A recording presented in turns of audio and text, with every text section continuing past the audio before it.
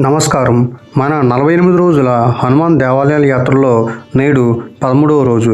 ఈరోజు మనం సికింద్రాబాద్ బోయినపల్లిలోని అత్యంత మహిమాన్వితమైన చిన్నతోకట్ట సంజీవని హనుమాన్ దేవాలయానికి చేరుకున్నాం. ఈ ఆలయంలో స్వామివారు సంజీవని హనుమంతుడిగా భక్తుల పూజలు అందుకుంటున్నారు. లక్ష్మణుడి ప్రాణాలను కాపాడడానికి ఆ సంజీవని పర్వతాన్ని మోసుకొస్తున్న భంగిమలో ఇక్కడ స్వామివారు దర్శనమిస్తారు.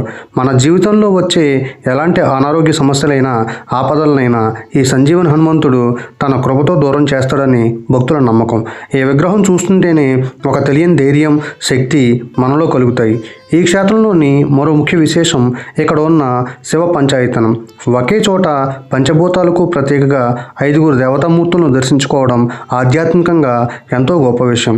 శివకేశవుల భేదం లేకుండా అందరు దేవతలను ఇక్కడ ఒకే ప్రాంగణంలో కొలువుదీరి ఉండడం ఈ ఆలయానికి ఒక ప్రత్యేక శోభను ఇస్తుంది. జై శ్రీరామ్, జై సంజీవని హనుమాన్.